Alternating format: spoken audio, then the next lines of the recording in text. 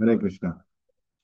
तर भगवद्गीता अध्याय 15वा, पुरुषोत्तम योग. तर आपण भगवद्गीतेमध्ये 5 विषय बघतोय: ईश्वर, प्रकृती, जीव, काल, कर्म. आपण पहिल्यांदाच पहिल्या मॉड्यूलमध्ये बघितलं जीव, आत्मा आहे की नाही, त्याच्याबद्दलचं सर्व काही. नंतर प्रकृती आता 13-14 मध्ये बघितली. त्यानंतर काय आलेलं आहे, ईश्वर. आता आपण बघणार आहे पुरुषोत्तम योगामध्ये. मध्ये पण आपण भक्ती योगामध्ये कृष्ण विभूती योगामध्ये सांगितलं कशा प्रकारे भगवंत या भौतिक जगामध्ये त्यांचं विलक्षण ऐश्वर प्रकट करतात. काल 11व्या अध्यायामध्ये बघितलं आपण. आणि कर्म पहिल्या मॉड्यूलमध्येच आपण बघितलं कशा प्रकारे कर्म आपल्याला बांधील तर. तसे 5 विषय आपण बघतो. तर 18वा अध्याय जो आहे तो त्याचे सारांश आहे. पुढे 16-17 मध्ये कशा प्रकारे जीव हा विविध प्रकारच्या विविध प्रकारे अ, या प्रकृतीच्या संपर्कात येऊन विविध प्रकारचे त्याच्या प्रवृत्ती बनतात. तर दैव, आसुर आणि मधले, म्हणजे याच्यात आपण असं बघणार आहोत 16-17 मध्ये. आता 15व्या अध्यायामध्ये पुरुषोत्तम योग. हा खूप महत्वाचा अध्याय आहे हा. त्याची सुरुवात होते श्री भगवान वाच ऊर्ध्वमूलम अधशाखम अश्वत्थम प्राहुरव्ययम छंदांसी यस्य पर्णानि यस्तम वेद स वेदविद. की चालू आहे की अं, तर पुरुषोत्तम योग भगवंतांबद्दल जाणकारी द्यायच्या आधी आपण बघतो की कशा प्रकारे प्रकृती ही निर्माण केलेली आहे भगवंतांनी. तर या भौतिक प्रकृतीचं जे रूप आहे ते इथे सांगितलेलं आहे की एका अश्वत्थ वृक्षाप्रमाणे जो शाश्वत आहे. याचा अर्थ काय आहे? की जीव जे आहेत हे आपल्या भगवंतांपासून वेगळे राहून आपल्या स्वतंत्र इच्छा प्रकट करण्यासाठी या भौतिक जगात येतच राहणार. त्यासाठी भगवंतांनी याची निर्मिती केली. तर याला अश्वत्थ म्हटलंय. याला अश्वत्थ म्हणजे याला टेम्पररी म्हणतात. अश्वत्थचा अर्थ एक दिलेला आहे कोणी, की ज्याचा ज्याचं अस्तित्व उद्या राहणार नाही, पण तरी शाश्वत म्हटलेलं आहे. की जसं आपण बघतो की चैतन्य महाप्रभू आणि वासुदेव दत्त. हो, पाठवले. वासुदेव दत्त, वासुदेव सगळ्यांना पाठवले, ग्रुपमध्ये पाठवलेले. वासुदेव दत्त हे म्हणाले की काय करा, सगळ्यांचे कर्म मला द्या आणि सगळ्यांना काय द्या, मुक्ती द्या. तर भगवंत म्हणाले, महाप्रभू म्हणतात की अरे यांना सगळ्यांना दिलेही मुक्ती आपण, तरी दुसरे जे आहेत ते या भौतिक जगाला मध्ये प्रवेश केले. तर हा एक वटवृक्ष आहे. पण हा वेगळा आहे. कसा आहे हा वटवृक्ष? या भौतिक जगात जो आढळतो, जसे वृक्ष आढळतात तसा नाही. भौतिक जगामध्ये आपण बघतो वृक्षाचे मुळं खाली असतात, फांद्यावरती पाने वगैरे. पण याची ऊर्ध्व मूलम, मुळं वरती आहेत आणि अध शाखा, शाखा खाली आहे. तर कसं समजावं हे, पुढे आपल्याला त्याचं पण स्पष्टीकरण येईल. या झाडाची जी पाने आहेत त्याला त्याचे कंपॅरिझन केलेले आहे वैदिक मंत्रांसोबत. आणि जो या अश्वत्थ रूपी यस्तम वेदस वेद या वृक्षाला जाणेल तो वेदांना जाणतो. म्हणजे आपल्याला माहिती आहे की वेद जाणण्यासाठी म्हणजे हे 4 वेद जाणण्यासाठी आपल्याला लोक किती प्रयास करतात है ना. द्विवेदी, त्रिवेदी, चतुर्वेदी, हे ना, एक एक एक. पण याचा मेन अर्थ काय आहे? या भौतिक जगाला जाणलं जाणलं पाहिजे की याचा हा जो व्याप आहे किती वाढलेला आहे हे जमायला पाहिजे. तर वेद लोक जे म्हणतात की वेदाचं प्रयोजन काय. कारण आध्यात्मिकता म्हटलं की पहिलं काय येतं, वेद. तुम्ही वेद फॉलो करता का, तरच तुम्ही धार्मिक आहात किंवा आध्यात्मिक आहात. कोण म्हणणार मी वेद नाही करत, तर आपण त्याला म्हणतो अधार्मिक, नास्तिक म्हणून, हे की नाही. तर या वेदांचं प्रयोजन आहे की वेदेश सर्वे कृष्ण म्हणतात अहम एव वेद. जसं एखादा कोणी हॉटेल मॅनेजमेंट केलं तर त्याचं प्रयोजन काय, की त्याला सर्व काही हॉटेलबद्दल माहित पाहिजे, कुकिंग सर्विंग हे सगळं येते की नाही. तर वेदांचं प्रयोजन काय, श्रीकृष्ण कोण आहेत हे जाणले पाहिजे. तर संपूर्ण हा जो वृक्ष आहे याची प्रभुपाद तात्पर्यामध्ये सांगतात की हा वृक्ष कसा समजावा, तर आध्यात्मिक जगामध्ये जे काय चालतं त्याचं हे प्रतिबिंब आहे.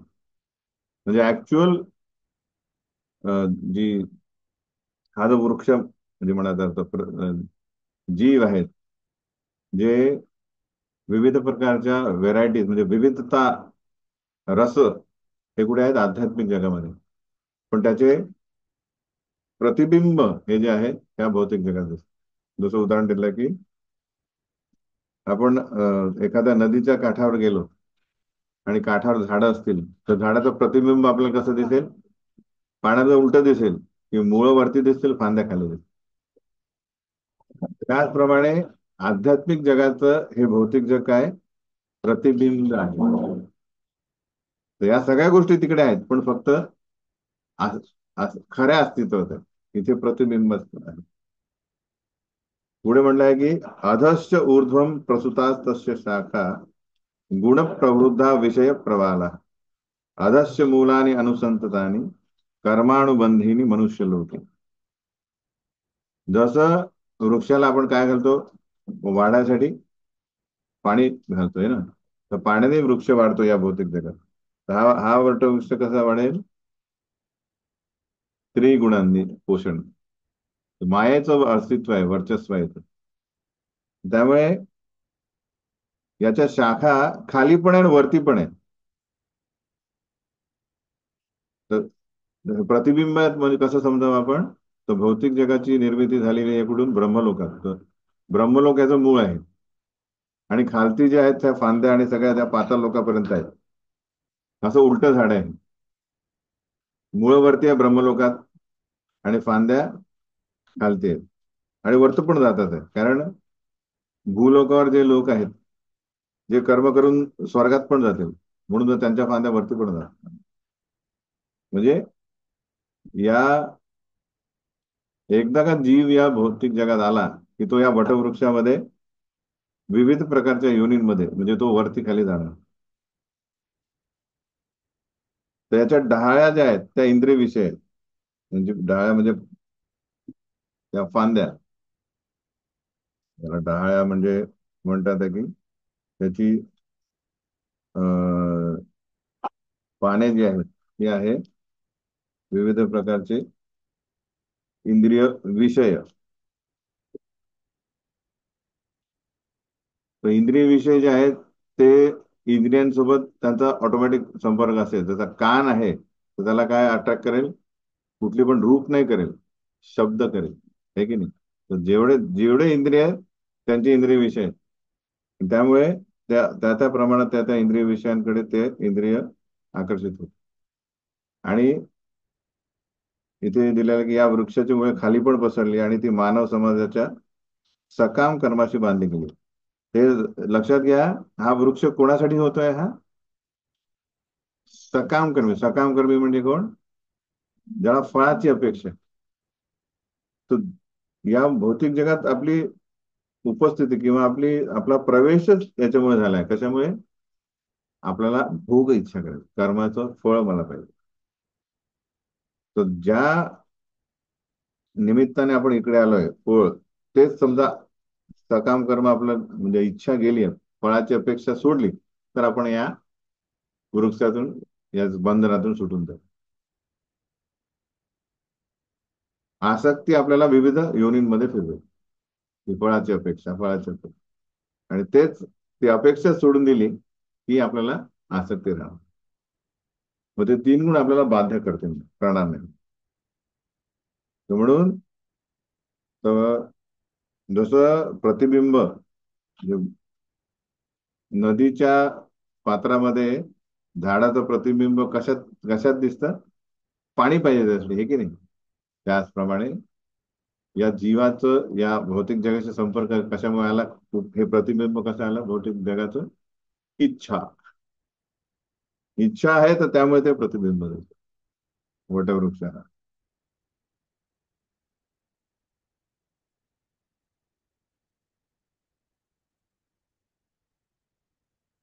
तर एक ऍक्च्युअल झाड आहे आणि पाणी आहे, त्या पाण्यात त्याचं प्रतिबिंब दिसतंय. तर झाडाला जे जे फळं आहेत, जे जे पानं आहेत, त्यांचं प्रतिबिंब त्याच्यात दिसतं.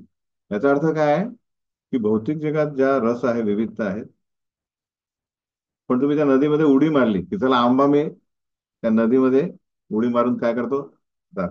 किती उडी मारल्या तरी तुम्हाला तो त्याचा आनंद घेता येणार, कारण काय ते प्रतिबिंब आहे. पण याचा अर्थ आहे का की हे सगळं मिथ्या आहे? ऍक्च्युअल आंबे आहेत झाडाला, त्याचे पानं आहेत, पण ती आध्यात्मिक जगात. म्हणून हे ज्ञान प्राप्त करणे आवश्यक, की ऍक्च्युली आपण कशा प्रकारे या प्रकृतीमध्ये फसलोय. तर जाणणे या गोष्टी आपल्या तात्पर्यामध्ये दिलेल्या आहे की कशा प्रकारे वृक्ष हा उलटा आहे, कशात वर आहे तो प्रतिबिंबित इच्छेवर. हा वाढतो कसा? वाढतो इन द सेन्स, आपलं जन्म मृत्यूचं चक्कर कशामुळे चाललेलं आहे? या त्रिगुणांनी युक्त. म्हणजे आपण काय करतोय, सत्व रज आणि तम या गुणाच्या प्रभावामध्ये कर्म करतोय. तर जे जे कर्म आपण करू सकाम हेतूनी, ते बद्ध होऊ. नेक्स्ट, तसं आपण या जन्मी आपण जे काय करतोय ना, त्यामुळे आपल्याला भविष्यात शरीर बनतंय. कसं? कर्म फ्रक्टिफाय होतात, हे की नाही? तुम्ही तुमच्या मागे बाग असेल समजा, तिथे तुम्ही बीज टाकले कुठले, कशाचे पण, वांग्याचे टाकले, कशा बांबू काही टाकले, काही वेळानंतर काही फुल, काही लगेच बीज रोपण होते, काही लगांना वेळ लागेल, हे की नाही? त्याच प्रकारे आपले जे जे काही कर्म आहे, ते हे शरीर संपल्यानंतर वाट बघायची गरज नाही. नेक्स्ट शरीर रेडी आहे, जर आपण सकाम हेतू ठेवला तर.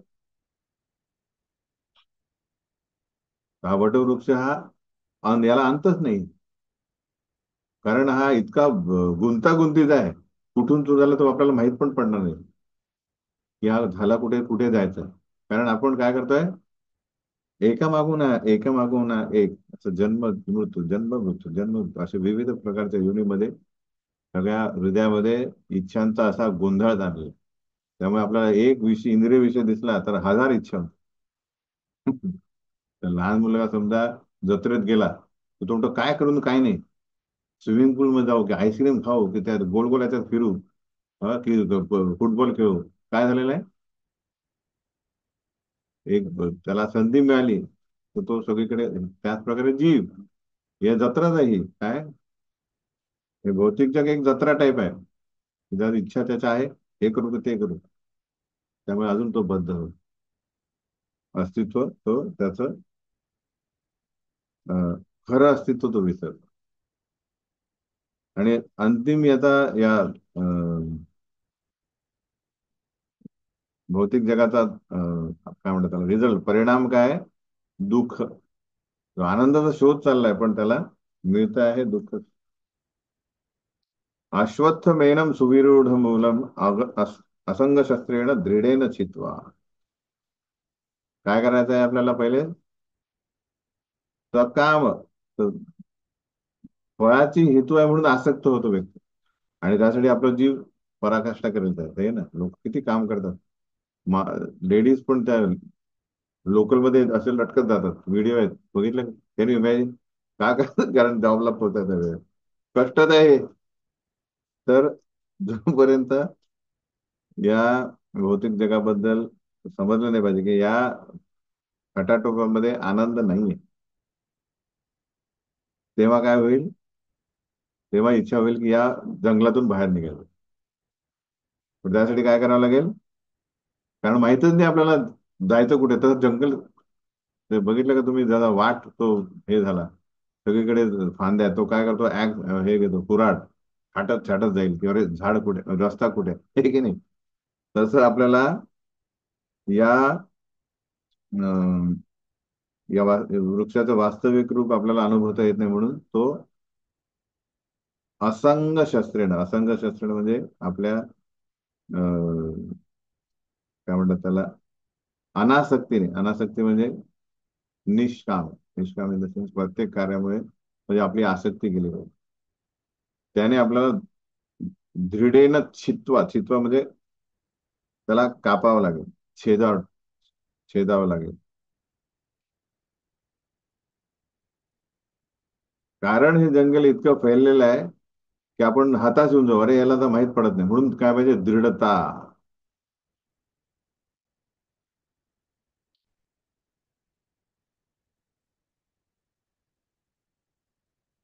हे तर लक्षात.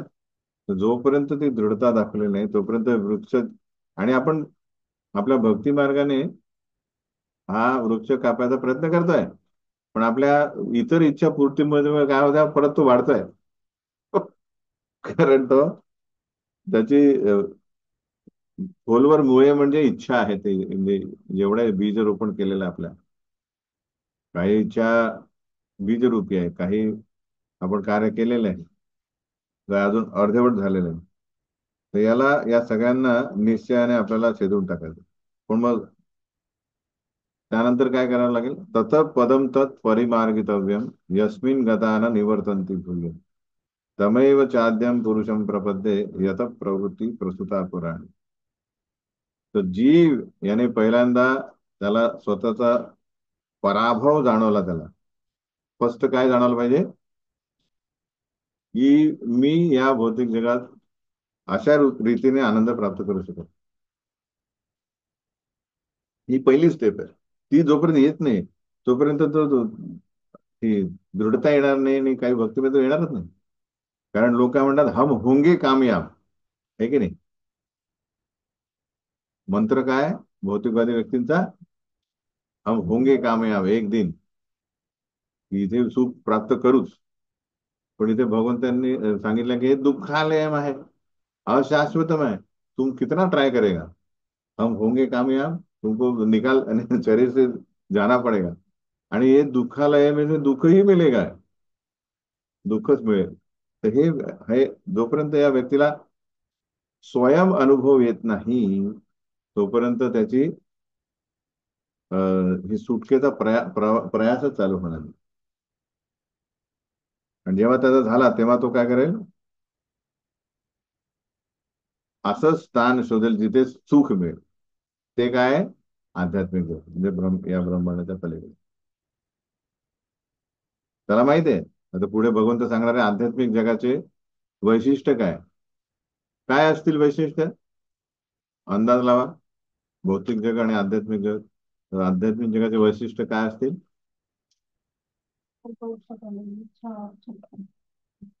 म्हणजे भौतिक जगात एक्झॅक्ट अपोजिट. इथे दुःखालय तिथे सुखालय. आहे की नाही. तो इथे इच्छा पूर्तीच होत नाही. तिथे सगळे काय कल्पवृक्ष सगळ्या इच्छा पूर्ण करतात, भगवंत करतात. कारण काय, प्रतिबिंब आहे ऍक्च्युअल तिथे. म्हणजे हे प्रतिबिंब आहे, तिथे ऍक्च्युअल झाड आहे. आणि तिथून पुन्हा परतावे लागणार नाही. कारण ज्याला ज्याची जी इच्छा आहे, तर तो म्हणेल का रे, एखादा जण पास झाला, तो म्हणजे तुला मी, तुझी अपेक्षा काय पगाराची, तो म्हणते मी 10 लाख रुपये पर मंथ, पण मी तुला 20 लाख देतो, घर देतो, हे देतो. तर तू काय म्हणेल, मैं कंपनी छोडेगा ही नहीं. है ना. अपेक्षेच्या त्यापेक्षा मिळता येत आहे. म्हणून जीव जो आनंदमय अभ्यासात शोधतोय, जर त्याला आनंद मिळाला तर परत येणार आहे का तो. नाही नाही, अरे थोडा दुःख भी चाहिए, असं म्हणून येणार का परत तो. म्हणून आध्यात्मिक जग एकदा ज्याने गाठलं, तो परत या भौतिक जगात येत नाही, तिथून परत नाही. आणि त्यासाठी आपल्याला काय करावं लागेल, तिथे जाणे म्हणजे नुसतं अं, भगवंत ईश्वर यांची विना संपर्क आपण जाऊ शकत नाही. आहे की नाही. म्हणून पहिले संबंध ज्ञान आणि भगवंतांबद्दल आसक्ती निर्माण करावी लागेल. जी आसक्ती आपल्याला या वटवृक्षाबद्दल आहे, या भौतिक जगाबद्दल, तेवढी आसक्ती आपल्याला भगवंतांबद्दल निर्माण करावं लागेल. त्यांचं शरण घ्यावं, त्यांची शरण कमलाचं शरण घ्यावं. तेव्हा कुठे आपल्याला काय होईल, तो म्हणजे ते आध्यात्मिक जगत गाठल्या जाईल. जर आपण दोन्ही ठेवलं की आध्यात्मिक जग खूप पाहिजे, इथे पण पाहिजे, जसं भक्तीमध्ये आपलं असतं की भक्ती पण करतो आणि थोडं इंद्रिय तृप्ती पण पाहिजे, तर प्रगती होणार नाही. म्हणून पाहिजे की असंग, असंग म्हणजे खूप महत्वपूर्ण आहे की इंद्रिय भोग करण्याची आणि भौतिक प्रकृतीवर प्रभुत्व गाजवण्याची जी आपली इच्छा आहे त्याचा त्याग करावा लागेल. ती आसक्ती आहे, हे की नाही?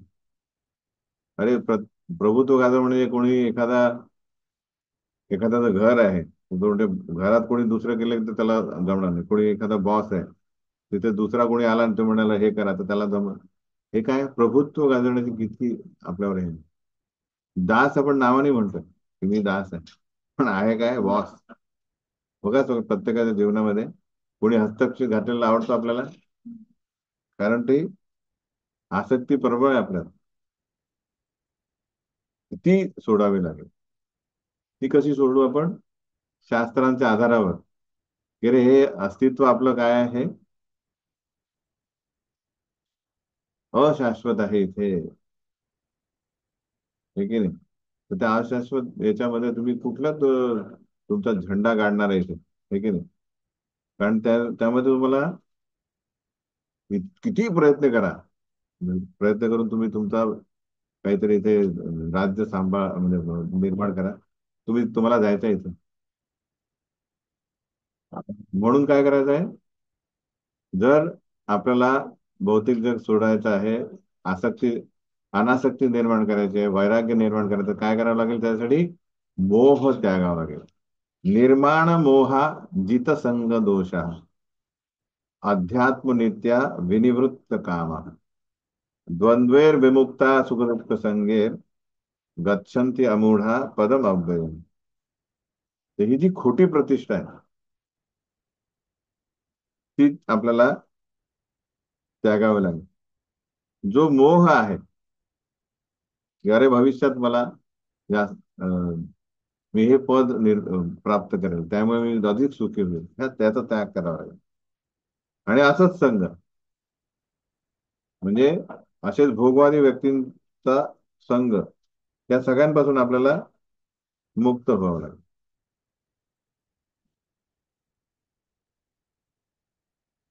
तर सुख दुःखाचे जे द्वंद्व आहेत, आपण पहिलेच बघितले की कृष्ण अर्जुनाला काय म्हणतात? सुखदुःखे समे कृत्वा लाभा लाभो दया दयो. हे जे आहेत हे येणारच राहणार आहे. सुख दुःखे जय लाभ, याच्याला आपण थांबू शकत नाही. हे काय उन्हाळा पावसाळ्यासारखे आहेत. त्याच्यात आपल्याला त्या द्वंद्वामध्ये फसायचं नाहीये, त्यातून मुक्त होणे आवश्यक आहे. तर जीव जोपर्यंत आपला संबंध भगवंतांशी दास सेवक म्हणून जोपर्यंत जोडत नाही, तोपर्यंत त्याला ही भौतिक वासना राहणारच. काय? मोह, प्रतिष्ठा, असत्संग आणि भौतिक प्रकृतीवर प्रभुत्व गाजवण्याची इच्छा, हे राहणार. कारण त्याचं अस्तित्व काय ठेवतोय? तो मी कृष्णाला रिप्लेस करतोय, मी भोगता आहे. पण जेव्हा तो काय करेल, त्याच्या सेवक जी त्याची काय म्हण नित्य अवस्था आहे त्यावर येईल, तेव्हा कुठे हे शक्य होईल. आणि जेव्हा तो मोहरहित होऊन परमपुरुष भगवंतांना शरण जो जाऊ शकेल, तेव्हा त्याला ही शाश्वत धामाची प्राप्ती होईल. तर ही प्रोसेस आहे, अचानक होणार नाही की ज्ञान आलं आणि तुम्ही भगवत धामात गेला, नाही. त्या ज्ञानाचा अंमल करावा लागेल, है की नाही? ज्ञान आहे की अरे मी कोण आहे, ईश्वर कोण आहे, प्रकृती कोण आहे, कशा प्रकारे मी कर्मामध्ये बद्ध झालोय, कशा प्रकारे काल माझ्यावर प्रभुत्व गाजवत आहे, कालाच्या प्रभावामुळे आपण काय करतोय? म्हातारे होतोय, मरतोय, परत जीवन घेत, परत जन्माला येतोय, वाढतोय, हं? परत वृद्ध. हे कशामुळे होत आहे? काल. आणि प्रकृती जी आहे इतकी पॉवरफुल आहे माया, की तिच्या त्रिगुणांमुळे आपल्याला ती आपल्या या तीन गुणांद्वारे आपल्या थ्रू कार्य करत आहे, आणि आपल्याला वाटतं मी करतोय. तर आपण पुढे आय मीन 13व्या आणि 14व्या मध्येच बघितलं आपण कशा प्रकारे तिन्ही सत्व आणि रजतम तिन्ही गुणामधले लोक समजतात की मी हॅपी आहे. आहे की नाही? सत्वगुणामधला म्हणतो काय, माझ्याकडे सुख आहे आणि ज्ञान आहे, त्यामुळे या रज आणि तमोगुणापेक्षा मी बेटर आहे. तो तसेच जन्म घेत राहील तो, आहे की नाही? विविध प्रकारचे चांगले म्हणजे, जो हुशार आहे, श्रीमंत आहे, तो पाप कर्म करणार नाही. तर पाप कर्म करणार नाही म्हणजे त्याला उच्च मिळेल. पण रजोगुणी मिळेल की नाही, नाही याला कसे काय जास्त पैसे भेटतील, याला मी सगळं याच्यापेक्षा मोठा बनेल. रजोगुण ते दुःखामध्ये त्याला हे मिळेल. तमोगुण म्हणते सर दुनिया जाऊ द्या, मला झोपू द्या, प्रमाद, जे करायचं आहे ते नाही करणार, जे नाही करायचं ते करेल. तसे निम्न योनी प्राप्त होते. अशा प्रकारे ही प्रकृती या जीवाला काय करते, कर्माद्वारे बद्ध करत राहते आणि ईश्वराचे संपर्क राहणार नाही. अशी ही हे पाच विषय काय इंटरट्वाइंड आहेत, म्हणजे एकमेकांशी जुळत आहेत. म्हणून जेव्हा ज्ञान येईल, फर्स्ट थिंग, पहिलं ज्ञान काय, मी कोण आहे, जीव, माझ्या प्रॉपर्टी काय, तर मी शरीर नाही आहे, मी शरीरात आहे.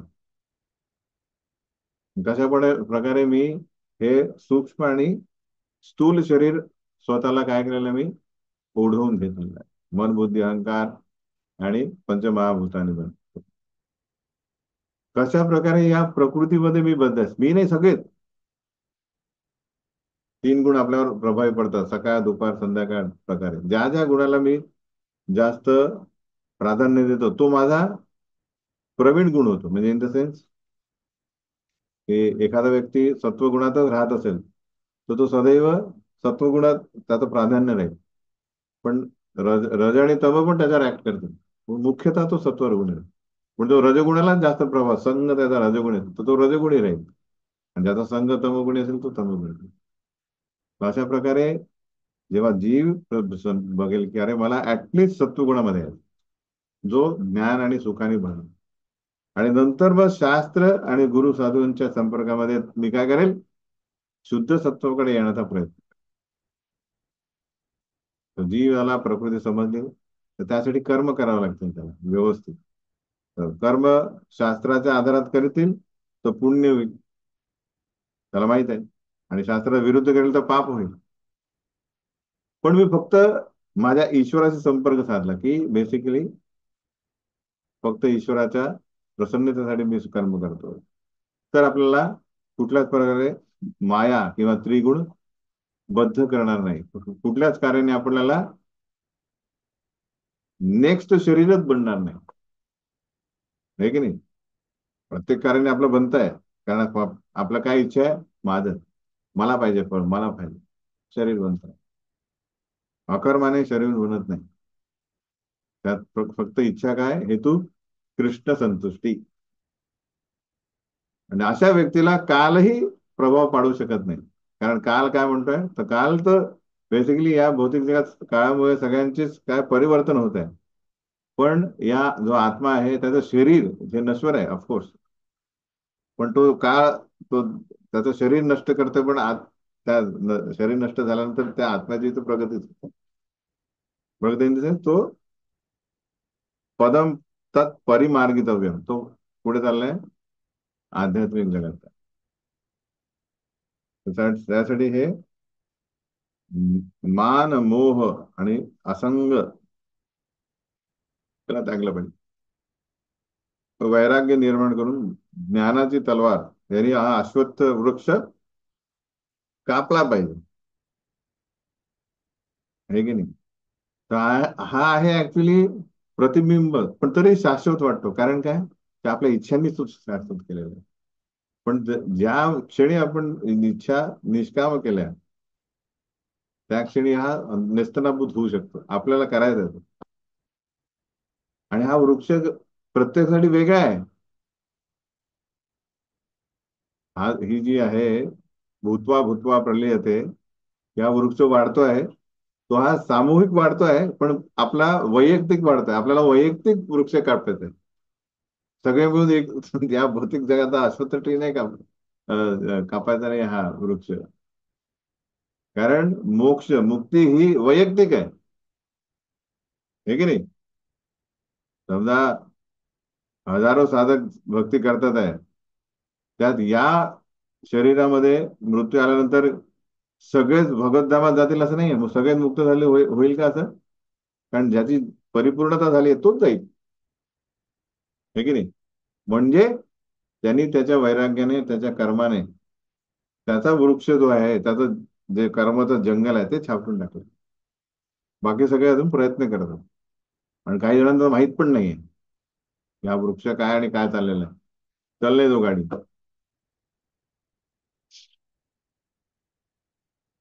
राहतला इथपर्यंत हा अश्वत्थ वृक्ष म्हणजे भौतिक जग, प्रकृती, भौतिक प्रकृती कशाप्रमाणे ही फैललेली आहे. आणि त्यात मेन कारणीभूत कोण आहे? जीव, त्याची इच्छा. एकदा का तो पुढे पोहोचला, आध्यात्मिक जगात पोहोचला. तर आता आध्यात्मिक जगाचं वैशिष्ट्य काय? आपण जसं बघितलं की एक्झॅक्टली अपोजिट. इथे काय लागतं? सूर्य आणि लागतो प्रकाशासाठी. तिथे नाही. न तत् भासयते सूर्यो न शशांको न पावकः यद्गत्वा न निवर्तन्ते तद्धाम परमं मम. भगवंत म्हणतात त्या माझ्या धामात सूर्य, चंद्र तसेच अग्नी किंवा वीज प्रकाशित करत नाही. जे त्या धामाला पोचतात ते पुन्हा या भौतिक जगात परत येतात. या सगळ्या गोष्टी आपल्या भौतिक जीवनासाठी अत्यावश्यक आहे. चंद्र नसेल, आय मीन सूर्य नसेल तर काय होईल? कुठली कुठलं आय मीन कुठले झाडं बिडं काय होणार नाही, फळं देणार काहीच होणार नाही, उत्पत्ती होणार नाही. चंद्र नसेल तर बेसिकली मन जे आहे ते शांत राहणार नाही. आलं लक्षात? आणि चंद्र पुढे बघून म्हणतात की सर्व या भाज्या आहेत त्यांना रसतत्व कोण देतं? चंद्र, चंद्राची शीतलता. आणि अग्नी बेसिकली जो येतो आपल्याला, तो अग्नी विविध प्रकारे आपल्याला काय कारणीभूत कशासाठी? तर पहिले जठर अग्नी आपला, तोही अग्नी, त्याच्याशिवाय पाचन होणार नाही. आणि बरोबर ज्याप्रमाणे आपण बघतो की स्वयंपाकघरामध्ये पण आपल्याला अग्नी पाहिजे तर स्वयंपाक होणार नाही. कारखान्यांमध्ये काय पाहिजे? वीज हवी, अग्नी हवा. या सगळ्या गोष्टीसाठी आपल्याला पाहिजे. त्या कुठून येतात? सूर्याला, चंद्राला प्रकाश, तेज कुठून मिळत आहे? भौतिक आध्यात्मिक जगातून. जे भगवंतांचं जे तेज आहे त्यामुळे चंद्र आणि सूर्याला मिळतं. पण हे चंद्र सूर्य यांची गरज तिकडे नाहीये. म्हणजे ते प्रत्येक जीव हा इतका प्रकाशमान आहे सूर्यापेक्षाही जास्त. तर तिथे आर्टिफिशियल लाईटची, प्रकाशाची गरज नाही.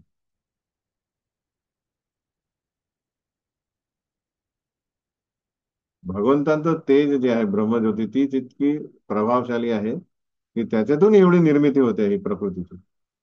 हे सगळा जो आपण बघतोय हे, जसं कोणी म्हणेल की अरे एक मोठा व्यक्ती आहे, धनवान व्यक्ती आहे, आणि तो म्हणतो की मी हा देश चालवतो. तर त्याच्याकडे भरपूर पैसा, त्याचा एक फंड दिला त्यांनी तर पूर्ण देश चालतो, असे आहे, हे की नाही? पुढे एक होता, त्याने काय केलं, तर एक आयलंडच विकत घेतलं होतं. तिथल्या सगळ्या लोकांचा काय बरं कारभार तो बघाय. याचा अर्थ काय? की त्याच्याकडे जेमतेम पैसे आहेत का की त्यांनी तो चालवत आहे? नाही, त्याच्याकडे अमाप पैसा आहे. त्यातला एक पण चलो करते राहू, माझं सगळं चाललंय. तसंच भगवंतांचं तेज एवढं आहे की त्या तेजामध्ये एका कोपऱ्यामध्ये ही प्रकृती निर्माण होते. म्हणजे भगवंत स्वतःचा विस्तार करतात आहे. महाविष्णू, गर्भदक्षा विष्णू, क्षीरदक्षा विष्णू, आणि त्यांच्यातून हे काय होत आहे? निर्मिती होत आहे. एवढं सगळं आपल्याला गोष्ट, हे पंचमहाभूत, हे 24 तत्व निर्माण करतात. ह्याच्यात हा खेळ चाललेला आहे. कोणासाठी? जीव जे आहे ते म्हणतात मला स्वतंत्र राहायचं आहे, तू बनव नका. जसा पिता म्हणतो चलो ठीक आहे जावा, तसं भगवंत निर्माण करतात. त्यासाठी काही करावं लागतं त्यांना? नाही. त्यांचं तेजच काय आहे? पुरेसं आहे. हे समजणं आवश्यक. तर भगवंत म्हणतात आहे की हे सगळं कोणासाठी करतोय मी? ममे वांशो जीवलोके जीवभूता सनातनः मनःषष्ठाणि इंद्रियाणि प्रकृतीस्थानी कर्षति. हा जो जीव आहे हा माझा काय अंश आहे. तो अंश म्हणजे आपण त्यांची मुलं आहोत. ते आपले पिता आहे.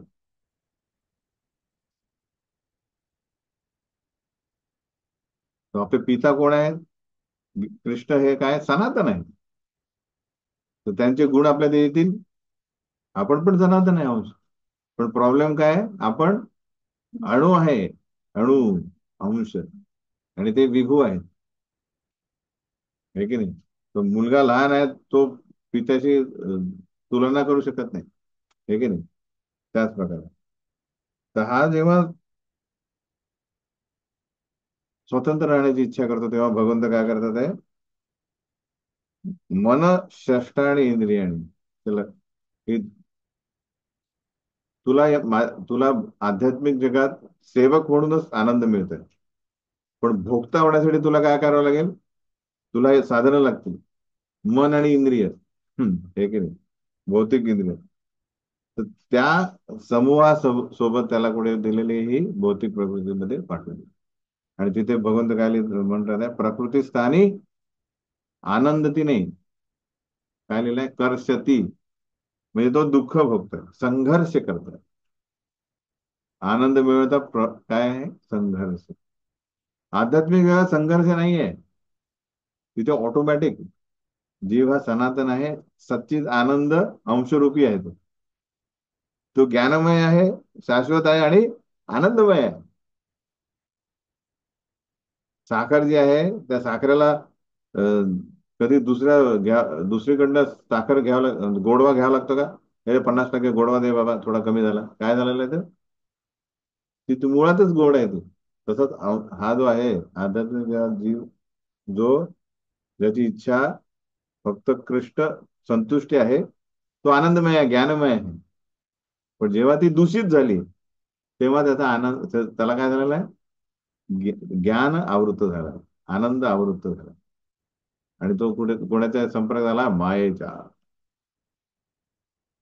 तसा हृदय लोक अभ्यास करत नाही तर काय करतात? पिता लेका टीचर ठेवतात. तिला म्हणतात त्याला शिकवा. पण नाही शिकलं तर मारा त्याला. ते म्हणते सांगितलं फक्त ती मारते. कारण काय? तिची सेवा आहे, तिला हे मिळतात. तेही काय पेमेंट मिळणार नाही तेवढे. पहिला मला मार्क पाहिजे तुझे त्याचे, तर ऐकत नाही तर मार. तर त्याप्रमाणे भौतिक प्रकृतीमध्ये, कारण त्याला अभ्यास करायचा नाही, कारण त्याला स्वतंत्र सेवा करायची नाही, इन द सेन्स आनंदी राहायचा नाही. स्वातंत्र्याचा दुरुपयोग करायचा आहे म्हणून त्याला इथे पाठवतो. इथे हा जो संघर्ष आहे तो त्वरित मिटेल जर तो म्हणेल पप्पा मी स्वतःचा अभ्यास करतो. हे नाही पाहिजे मला, सगळं प्रोव्हाइड करा. त्याचप्रमाणे जीव जेव्हा म्हणतो की मला परत काय करायचं आहे, तुमच्या सेवेमध्ये संलग्न व्हायचं आहे, तर आपल्याला कुत्र्या मांजरासारख्या शरीरात जावं नाही लागेल. विचार करा किती. आता आपण मनुष्य आहोत, आपल्याला बुद्धी थोडी प्रबळ झालेली आहे, थोडी शुद्ध झाली आहे, तर आपल्याला दिसतं की कुत्र्या मांजरासारखं जीवन किती तुच्छ आहे. हे की नाही? आहे की नाही? उंदीर बिंदीर बनवणार, कॉक्रोच. आहे की नाही? तर हे याच्यात का जाईल व्यक्ती, का जायची इच्छा करेल? हे पहिले ज्ञान नको? तर म्हणून मनुष्य जीवनामध्ये आल्यानंतर पहिले गुरु करणे आवश्यक. की अरे हे मी काय करावं, काय करावं की मी या निम्न योनीमध्ये न जावं. त्यासाठी गुरु लागतो. हे की नाही? नाहीतर नसेल तर तुम्ही काहीच करू शकणार नाही. प्रकृती ऑटोमॅटिक आपल्याला त्या शरीरात टाकत. जसे कार्य तसं शरीर. सिंपल आहे फॉर्म्युला. जसे ज्या इच्छा आहे, जसे कर्म आहे, तेच शरीर आपल्याला मिळेल. मांस खाण्याची इच्छा असेल तर श्वापदाचं शरीर मिळतं. पण त्या कर्मानुसार. तो खूपच भयानक कर्म असेल तर वाघ, सिंह. पण छोटा कर्म तर कुत्रा, तोही मांस खातो. ते उंदीर पण मांस खातात. हे की नाही? तर त्याच्या प्रकारे ते शरीर त्याला मिळेल. म्हणून हे खूप महत्वाचं आहे की मनुष्य जन्मामध्ये आल्यानंतर कशा प्रकारे भगवंतांशी संपर्क साधून त्यांच्याबद्दल ज्ञान, प्रकृतीबद्दल ज्ञान, हे ज्ञान प्राप्त करण्यासाठी प्रयत्न करणे.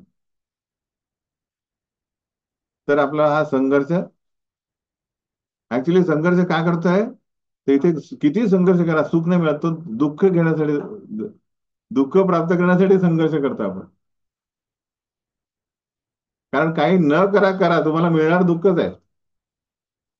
जर कृष्ण सेपरेट ठेवले तर, कृष्ण भक्त नाही आहे, तर तुम्ही कार्य करा किंवा नका करू, म्हणजे रजगुणी राहा की तमगुणी राहा, मिळणार काय? इव्हन सत्वगुणी पण असा, पण त्याला तो अ, आत्म्याच्या स्तरावरचा आनंद नाही मिळणार. तो तर बौद्धिक स्तरावर आनंद आहे, की मी सुखी आहे, मी पापमय नाही आहे, हे की नाही? मला कुठले प्रॉब्लेम नाही, बँक बॅलन्स आहे, मला ज्ञान आहे, मला सांगता, मला माहित आहे की ट्रॅफिकचा रूल तोडायचा नाही, तो व्यवस्थित जात होतो. पण ते सुख नाहीये, ते तर शारीरिक सुख झालं. त्याला एंड आहे, म्हातारा झाला तर काय, तो मरणार, परत जन्म घेणार. आध्यात्मिक स्तरावरच्या दुःखासाठी, सुख प्राप्त करण्यासाठी त्याला हे ज्ञान प्राप्त करणे आवश्यक आहे, की मी कोण आहे आणि कशा प्रकारे हे ज्ञान प्राप्त. तर म्हणून कृष्ण म्हणतात की हा कर्षितिक कसा चाललेला आहे, हे संघर्ष काय नेमका? शरीरम यद अवाप्नोति यच्चापि उत्क्रामती ईश्वर गृहीत्वेतानि संयाती वायुर्गंधान इवाशय. कारण अज्ञान आहे, तर त्याला माहीतच नाहीये की तो कशा प्रकारे या भौतिक जगात एका मागून एक शरीर बदलतोय. ही आता तो ब्रह्म जिज्ञासा म्हणजे काय असते, की पहिले तर आपण टीव्ही बघितला सगळ्यात पहिले, तर इच्छा काय होते हुशार व्यक्तीची, अरे टीव्ही मध्ये कुठे बसलाय माणूस? टीव्ही पहिले येतो ना, पहिले, अरे एवढा खर्च त्याच्या आतमध्ये कुठे बसलाय तो, त्याला खाणं कोण देतं? रोज येतो तो आणि बातम्या द्यायचा पहिला आहे ना, मध्ये बाई पण, अरे इथं दुसरी बाई कुठे घुसली? याला म्हणतात जिज्ञासा, आहे की नाही? की हा डबा आहे, आपण बाहेर राहतो, याच्यातून कधी बाहेर निघाले नाही, याच्यात दुसरा कुठे घुसला तो. तर आता तो आता तो ब्रह्म जिज्ञासा म्हणजे, हे जिज्ञासा म्हणजे हे समजलं म्हणजे, अरे मी जसा आहे तसेच कुत्र्याला पण पिल्लं होतात, मांजरीला पिल्लं होतात, तेही मोठे होतात, ते म्हातारे होतात, ते मरतात. हे कसं चाललंय? कसं शरीर सोडून हा कुठे जात असेल? कुठले हे, हा कुत्राच का बनतोय, हे हा पालच का बनतोय? तर यामध्ये आपल्याला बघावं लागेल या ज्ञानामध्ये, की हे भौतिक आपलं स्थूल शरीर जे आहे ते नष्ट होत आहे, पण सूक्ष्म शरीर शाबूत आहे आत्म्यासोबत. काय करू, काय घेऊन ते? इच्छा आणि कर्म घेऊन रेडी आहेत. जसा इथे दिलाय वायूर गंधान इवाश, तर आत्मा म्हणजे वायू आहे, आणि तो काय करतो? तो वायू गेला, आणि तो समजा काही मस्त कुकिंग चाललंय किंवा काही पदार्थ, तो त्याच्यावरून गेला, तर आपल्याला म्हणतो, अरे भजी तळलेला आहे. कसं कळायला आपल्याला? कारण वारा आलाय तिथून, त्याचा सुगंध आला, हे की नाही? पण समजा कचऱ्याची गाडी आली आहे आणि तिथून आला, तर पहिले आपण नाक बंद करू, कारण काय? वायूने तो कचरा घेऊन आलेला आहे. पण वायू तो आहे ऍक्च्युली, त्याचा काही संपर्क नाही, तो फक्त त्या संपर्कात आलेला आहे, म्हणून तो चांगला आणि वाईट येत आहे, हे की नाही? त्याच प्रकारे हा जो आत्मा आहे, हा मन, बुद्धी आणि अहंकाराला एवढा आकर्षित आहे की तो घेऊन फिरत राहतो, तो एका शरीरातून दुसऱ्या शरीरात. तर तो चांगलं शरीर असेल किंवा वाईट शरीर असेल, त्याचा काही संपर्क नाही त्याचा, पण तो म्हणतो आता मी याचा संपर्क आहे, मला आनंद भोगू द्या.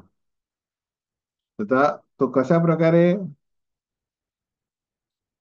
एक व्यक्ती एक प्रकारचा देह सोडतो आणि दुसऱ्या प्रकारचं शरीर धारण करतो, पहिलाचा देह त्याग करून, हे व्यक्ती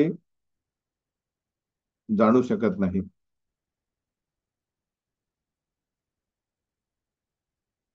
तर जे ज्या ज्या आपल्या हम होंगे कामयाब याला म्हणतात संकल्पना, संकल्पना है ना, म्हणतात फिलॉसॉफी.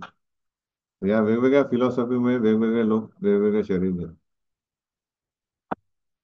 हे की नाही? विविध कर्मानुसार.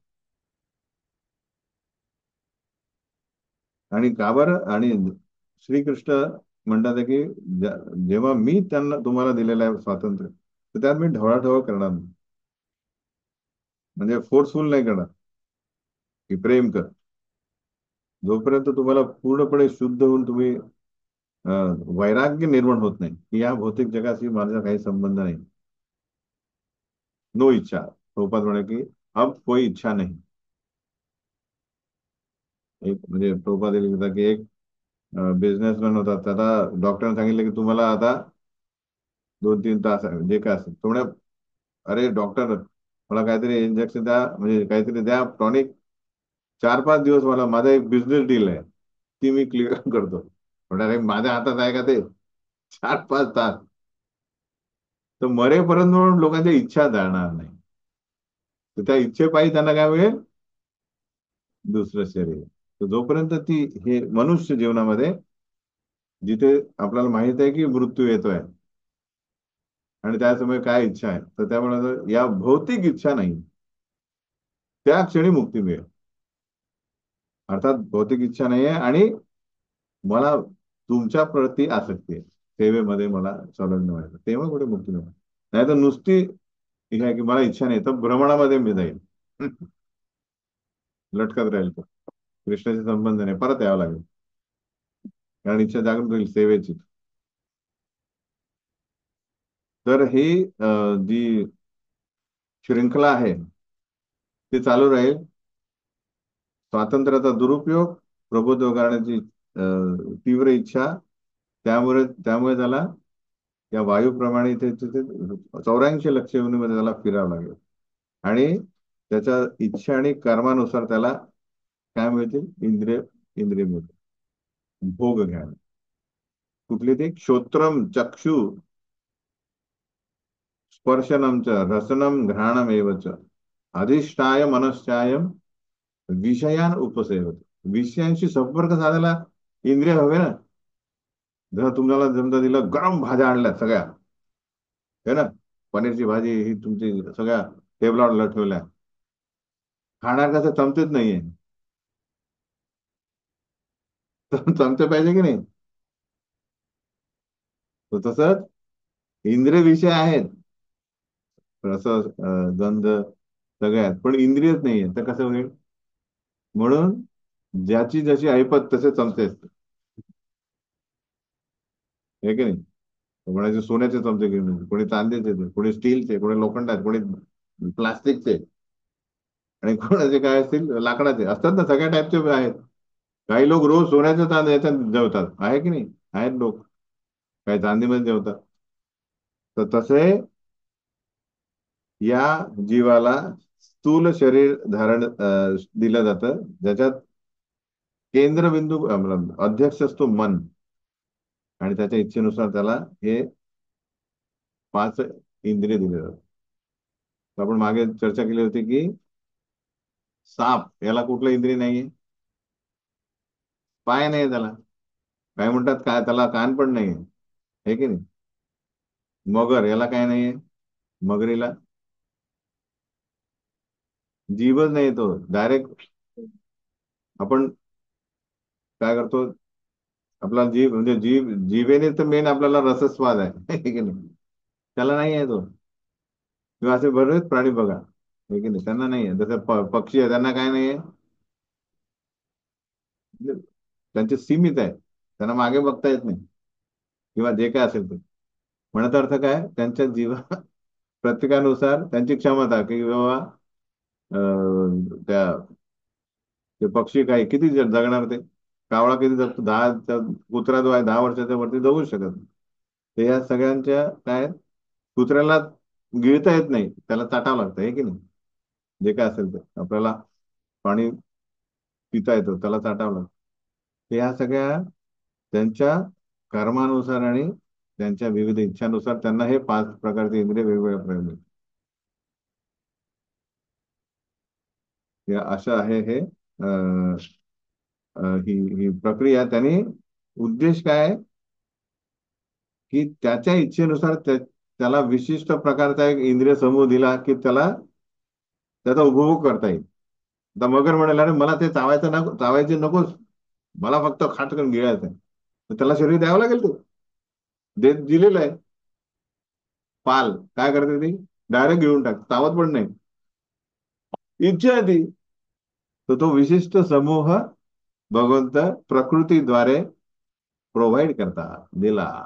आणि भोग करा.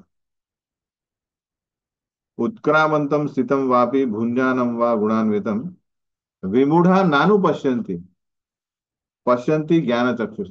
हे प्राणी थोडा, फक्त मानव जो आहे हे समजू शकतो. पण त्या मानवामध्ये पण बहुतांश समाज काय आहे? विमूढा. विमूढा म्हणजे काय झालं? मूर्ख सांग म्हणतात भगवंत का? कारण अरे हा जीव आपल्या देहाचा कसा त्याग करतोय, तसे प्राकृतिक गुणांच्या प्रमाणे तो कोणत्या प्रकारच्या देहाचा उपभोग घेतोय हे ते जाणूच शकत नाही. जसं म्हटलं आहे की अहनी अहनी भूतानी गच्छन्ति यमालयम शेष स्थावरम इच्छन्ति किम आश्चर्य अतःपरम. परीक्षित महाराज म्हणतात की सगळ्यांना माहित आहे की आपले आजोबा पणजोबा गेले, आहे की नाही? कालांतराने आपण पण जाणार. तो म्हणतात, नाही नाही, मी नाही जाऊ. शेषा स्थावरम इच्छन्ति, आहे की नाही? आणि त्याच्यामुळे शिकत नाही की अरे एवढे कित्येक लोकांनी भ्रष्टाचार करून काही पैसे कमवले, पण त्यांना त्रास झाला, उपभोगता येत नाही त्यांना तो. तरी मी पण करणार. त्याला म्हणतात मूढ.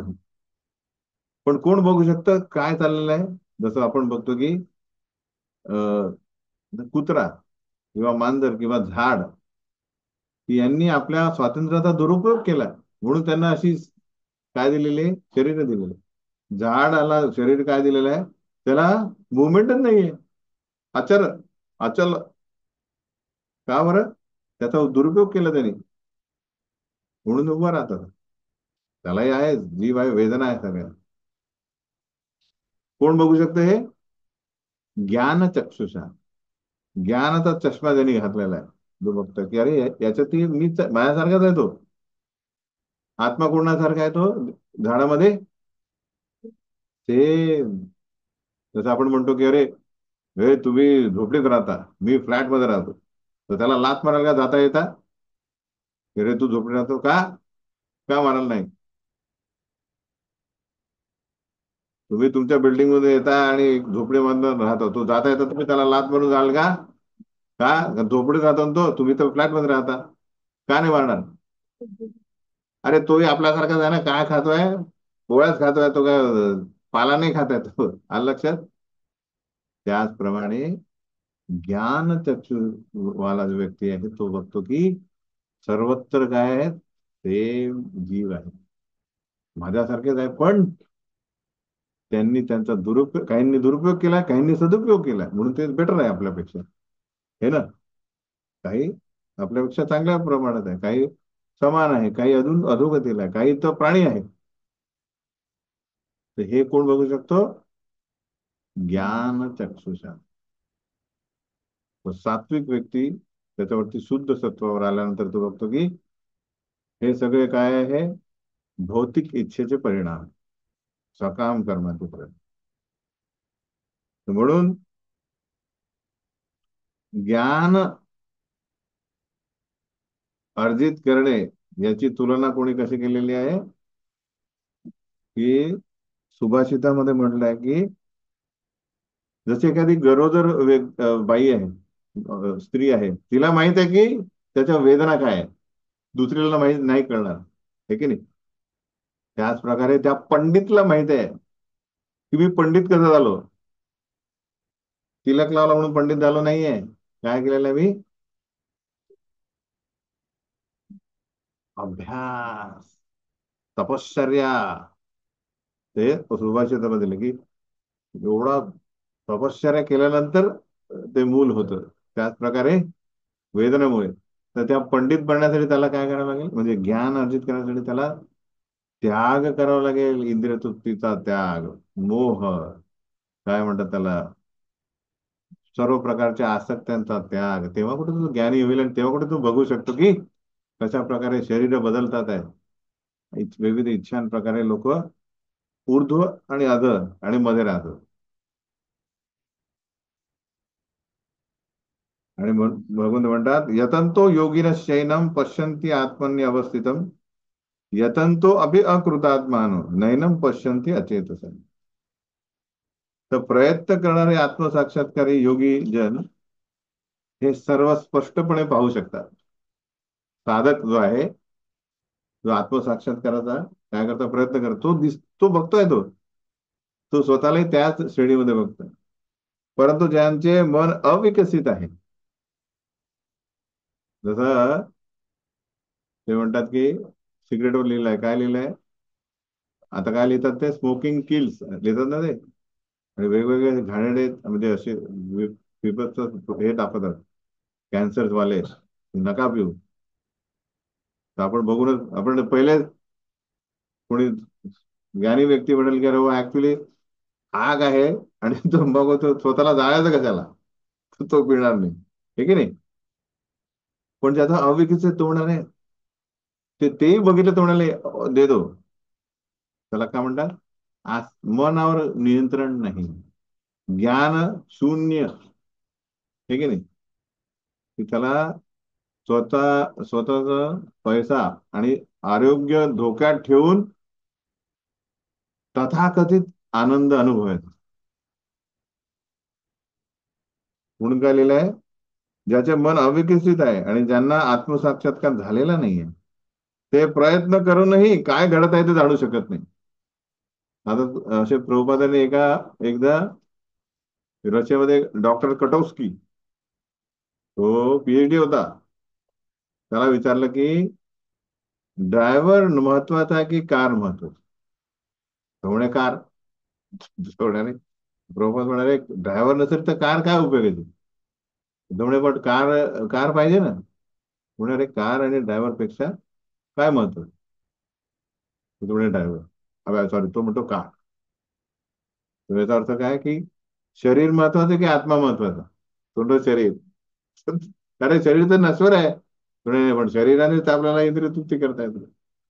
तर तुझी पीएचडी म्हणून काय लिहिलं आहे, मन विकसित म्हणजे भौतिक म्हणजे शैक्षणिक क्षेत्रामध्ये त्यांनी भौतिक शिक्षणामध्ये त्यांनी प्रगती केली असेल, पण अध्यात्मामध्ये त्याचं शून्य काय त्याची प्रगती आहे, तर तो त्याला समजणार नाही. तर प्रभुपाद म्हणे आपल्या एखाद्या लहान मुलाला विचारलं की अरे तुझं काय महत्वाचं आहे, कार की ड्रायव्हर, थोड्या ड्रायव्हर शिवाय कार चालणारच नाही. त्याच प्रकारे आत्म्याशिवाय शरीर, त्याला काही उपयोग नाही.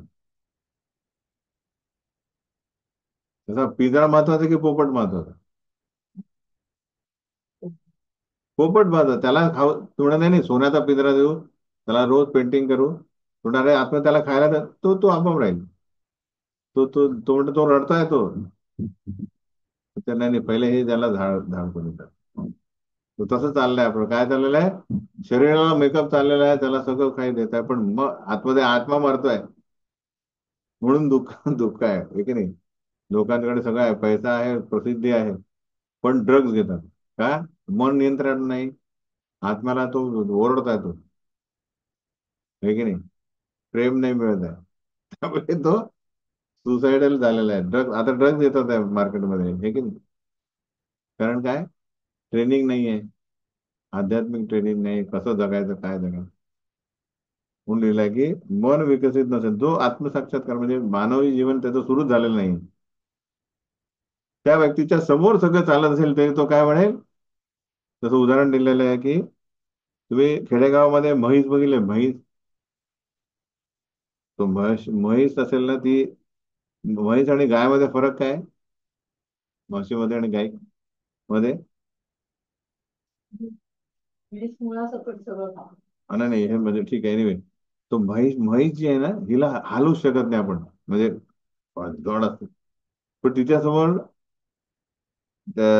भुसा भरायला एखादं तिचं पिल्लू टाईप बनवलं, तर ती पळत पळत येईल. तर तिला न्यायचं असेल कुठे, तर काय करतात ते हातगाडीमध्ये कसं काळ्या काळा म्हणजे त्या चामड्याचा असं भुसा भरून ठेवतात, तिला वाटते आपलं पिल्लू आहे, ते पळते, हे तर लक्षात.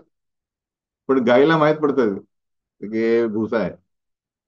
एनिवे, सांगण्याचा उद्देश काय आहे की जोपर्यंत आपण म्हणजे जे जे म्हशी टाईप इन द सेन्स की त्यांचं म्हणजे म्हशीला माहिती आहे की अरे म्हशीला माहितच नाही की हा तो भुसा आहे, याला जीवच नाहीये, तरी ती जागृत राहते, म्हणजे त्याच्या मागे पळत जाते आणि तो आरामात नेतो तो. त्याच प्रकारे मानवी शरीरामध्ये असूनही ज्याला ज्ञान नाही आहे, त्याच्यासमोर सगळं काही होत आहे, हे ना, जन्माला येत आहे, तो मोठा होत आहे, म्हातारा होत आहे, मरण पावत आहे, हे तर नॉर्मल आहे. त्याची जिज्ञासा नाही होणार की अरे माझ्यासोबत पण होत आहे, मी कुठलं शरीर घेणार आहे नेक्स्ट.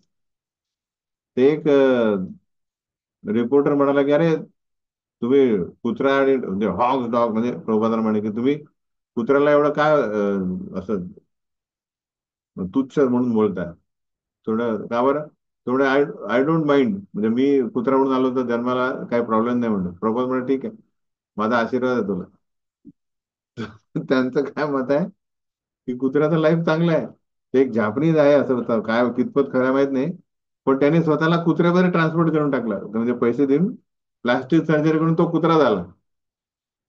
तर सांगण्याचा उद्देश काय आहे, पश्यंती आत्मनी नैनम पश्यंती अचेतसः, की मानवी होऊनही म्हशीसारखा राहील तो, त्याला समोर काय चाललंय ते कळणार नाही, समजून घेणार नाही, हे लक्षात घ्या.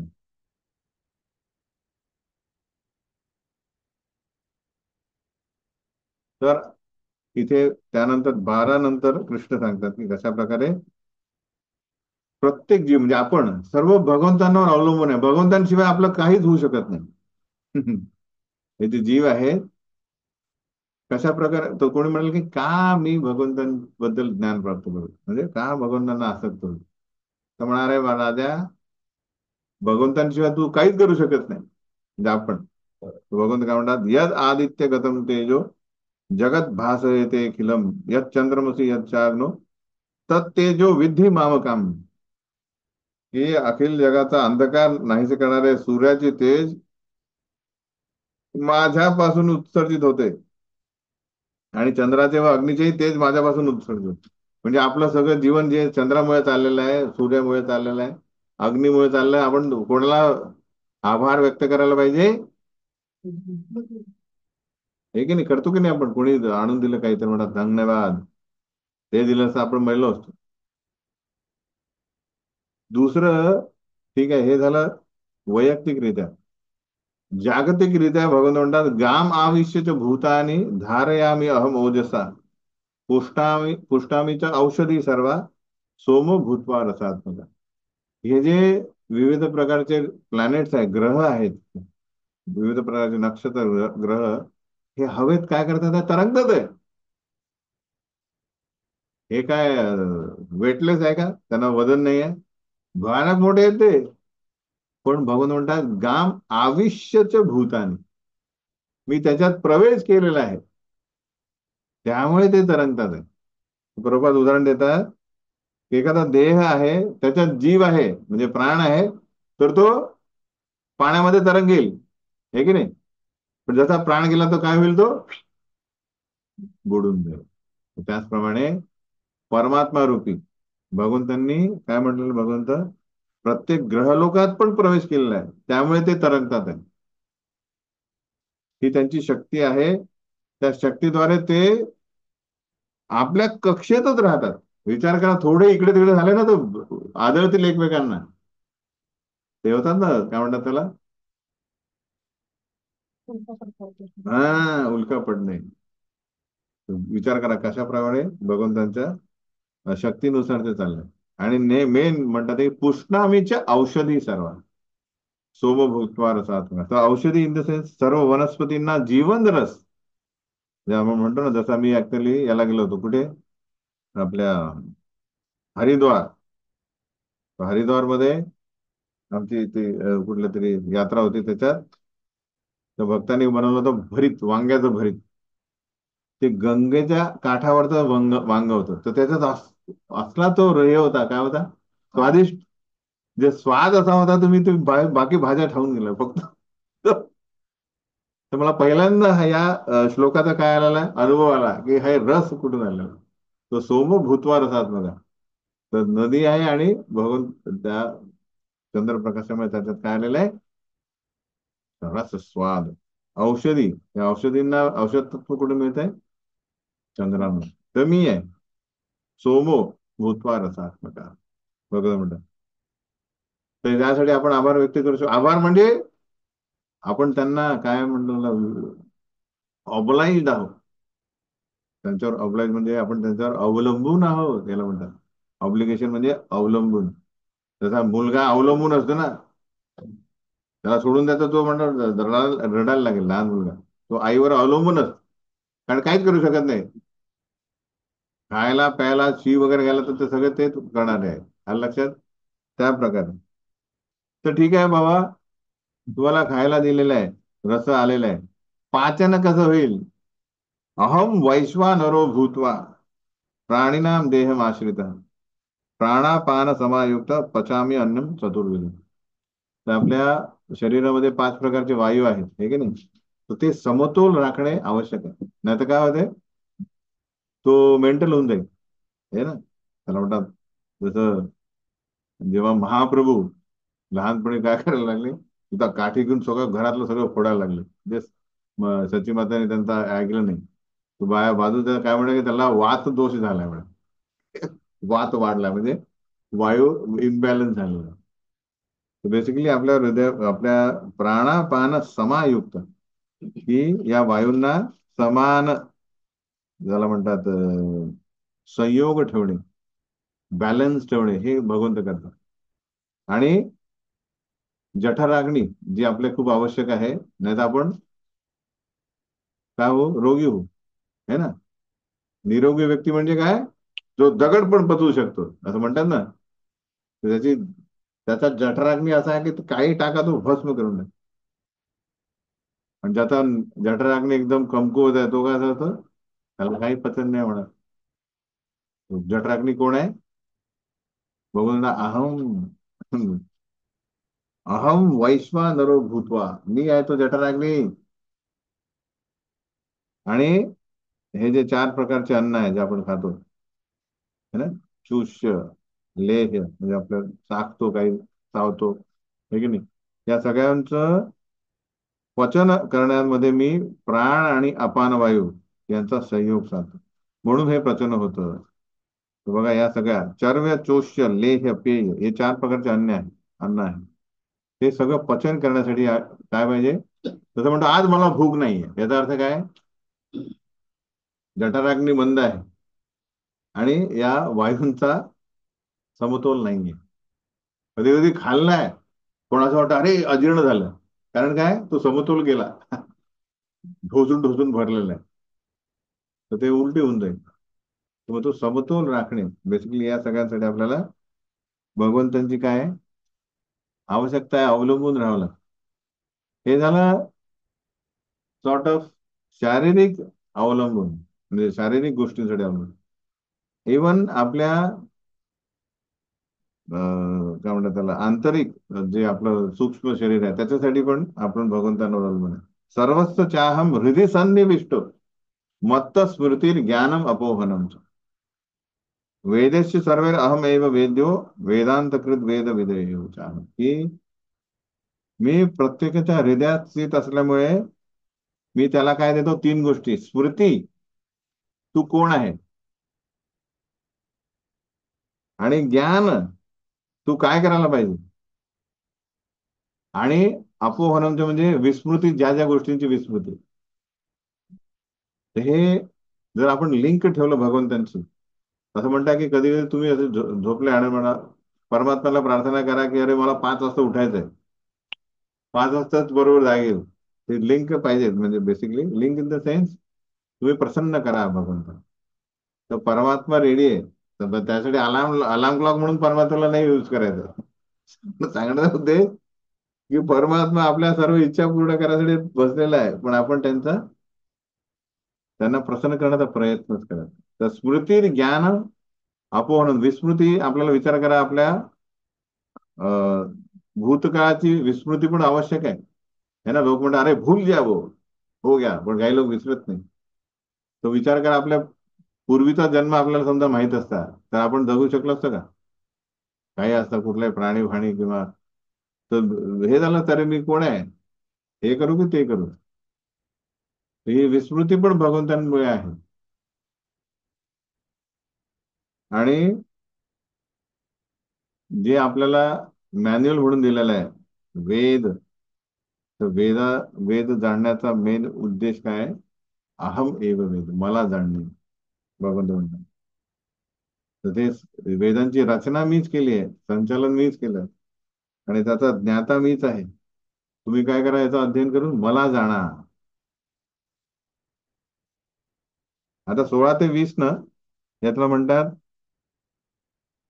त्रिश्लोकी गीता, इन द सेन्स पहिले 16, 17, 18 मध्ये ज्ञान दिलेलं की बेसिकली संबंध ज्ञान, इन द सेन्स की कशा प्रकारे या भौतिक जगामध्ये, आय मीन ओव्हरऑल, द्वाविमो पुरुषो लोके क्षर च अक्षर एव च, क्षर सर्वाणी भूतानी कूटस्थो अक्षर उच्यते.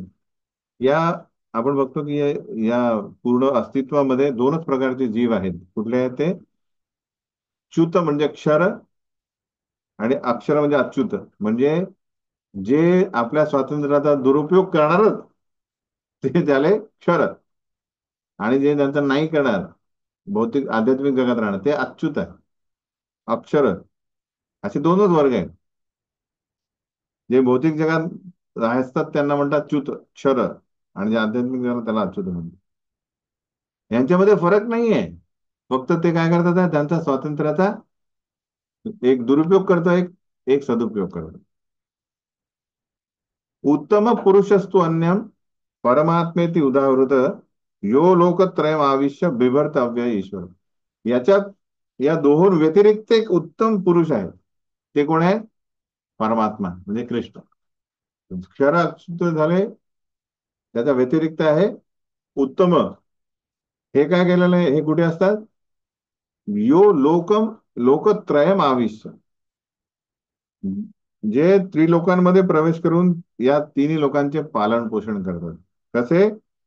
कारण ते अव्ययी आहे, भगवंत आहे. आता हे जे दोन अक्षर आहे ना, अक्षर, जे भौतिक जग आध्यात्मिक जगातले, हे दोन्हीही या भगवंताना अवलंबून आहे.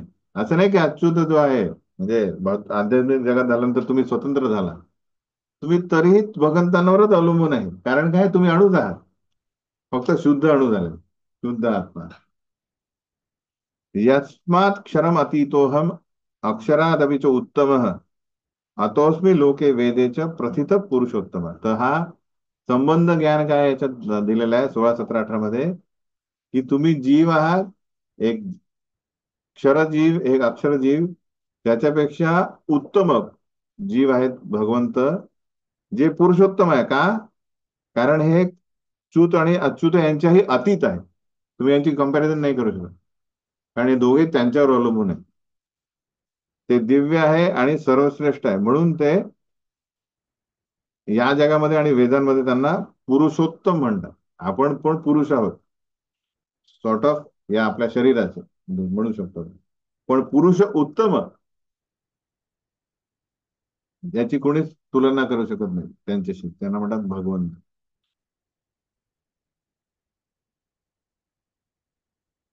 ऍक्च्युली आपण सर्व प्रकृती आहोत आणि एकच पुरुष आहे. पण आपल्या त्या स्वातंत्र्यामुळे आपल्याला एक क्षेत्र दिलं आहे, त्यामुळे आपण म्हणू शकतो या क्षेत्राचा मी ईश्वर आहे. हे की नाही? कारण त्या स्वातंत्र्यामुळे आपलं शरीर आपण आपल्या ईश्वर भावाने चालू शकतो की नाही. आज मी उठणार नाही, तर तुम्हाला कोणी उठवू शकणार नाही. म्हणजे बेसिकली ते झालं ईश्वर, पण ते सीमित आहे. पण पुरुषोत्तम म्हणजे त्यांनी समजा ठरवलं तर ते तुम्हाला उठवतील सगळ्यांना. तर हा झाला 16, 17, 18 म्हणजे संबंध घेणं. तर यांना कशा प्रकारे प्राप्त करावं? अविधेय हा जो क्षर आहे, तो तर हा भगवंतांना कसा प्राप्त करू शकतो? योमाम एवं असंमूढो जानाति पुरुषोत्तमम स सर्वविद भजति माम सर्व भावेन भारत. जो मला संशय रहित होऊन पुरुषोत्तम भगवान म्हणून जाणतो, तो सर्वज्ञ होय. म्हणून तो माझ्या भक्तीमध्ये पूर्णपणे संलग्न होतो. विचार करा, श्रीकृष्ण भगवान अर्जुन आणि दुर्योधनासमोर सेम उभे होते, हे की नाही? त्यांनी दुर्योधनासमोर येऊन वेशभूषा बदलली का? नाही, ते सेम होते. पिकॉक फेदर, बस. पण अर्जुन समजू शकला की हे पुरुषोत्तम आहे. म्हणाला 11 11 अध्यायामध्ये म्हणतात तो, हे की नाही, परम भावम परम परम भावम, तुम्ही परम आहात. दुर्योधन म्हणतो की तुम्ही मायावी आहे. जरी त्यांनी काय बघितलंय, सेम विश्वरूप बघितलं जे अर्जुनाने बघितलं. अर्जुन नतमस्तक होतो, म्हणतो अरे मला क्षमा करा, मी तुम्हाला माझ्या मित्रासारखं समजलो, खूप अपराध केले. हे झालं पुरुषोत्तम म्हणून स्वीकारणं. आणि दुर्योधनाने तेच बघितलं, तो काय म्हणतो, ते मायावी आहे तुम्ही. तर हा फरक आहे साधकाचा, अभिधेय नाही. तर हे बेसिकली हा प्रोसेस. आणि मग प्रयोजन काय? प्रयोजन in the sense end result, की आपल्याला कृष्ण जाणल्यानंतर काय होईल? इति गुह्यतमम शास्त्रम इदम उक्तम मया नघा, एतद बुद्ध्वा बुद्धिमान स्यात् कृतकृत्यस्य भारत. हे निष्पाप अर्जुना, फर्स्ट थिंग काय व्हायला पाहिजे? आपल्याला निष्पाप होणे आवश्यक. हा वैदिक शास्त्रांचा काय आहे? परम गुह्य गाभा आहे. काय? कुठला? 16 17 18 19 हे जाणणे. तो आता मी तुला सांगितलंय. जो कोणी हे जाणेल तो बुद्धिमान होतो. फर्स्ट एंड रिझल्ट काय आहे? जसं म्हणतो ज्ञान चक्षुवाला होईल. तो जाणतो की काही असो, या भौतिक जगामध्ये दोनच गोष्टी आहे. काय? जीव आणि प्रकृती. आहे की नाही? विविध इच्छांप्रमाणे तो बदलतो आणि त्यांच्या प्रयत्नाद्वारे तो सिद्ध होतो. तर भक्ती योगामुळे त्याला काय होईल? सिद्धी. तो परमपद म्हणजे आध्यात्मिक जगात. तर हे आहे त्रिशोकी म्हणू शकतो आपण त्याला, हे ग्रुप करून, की भगवंतांनी कशा प्रकारे बघितलं. फर्स्ट 5 मध्ये कशा प्रकारे आपण या जंगलात फसलोय, जंगल काय आहे, आणि यातून बाहेर निघण्यासाठी काय करावं लागेल. असंग शस्त्रेण दृढेन सिद्धी. पण त्यासाठी आपल्याला ज्ञान प्राप्त करावं लागेल. ती तलवार उचलासाठी काय लागेल? बळ लागेल. आणि ते ज्ञान आपल्याला जाणावं लागेल की आध्यात्मिक जग कशा प्रकारे अस्तित्वात आहे, काय आहे ते. तिथे आकर्षण निर्माण होईल. आणि मग त्या आध्यात्मिक जगात कशा प्रकारे भगवंत तेही पालन पोषण करतात, तिथलं तिथलंही करतात. आणि त्यामुळे त्यांना जर जाणलं आपण, तर आपण त्यांच्या संतुष्टीसाठी कार्य करू. आणि मग इथे इथे इथलं जे आपलं अस्तित्व आहे ते आपलं नष्ट होईल आपल्या कार्याने. आपले कार्यच कार्य करतील छाटण्याचं. वैराग्ययुक्त कार्य. हरे कृष्ण. तर अशा प्रकारे हा 15वा अध्याय आहे. त्यात मी तुम्हाला प्रश्न पाठवले. हा, तो ओपन बुक आत्तापासून सुरू करा लिहिणे.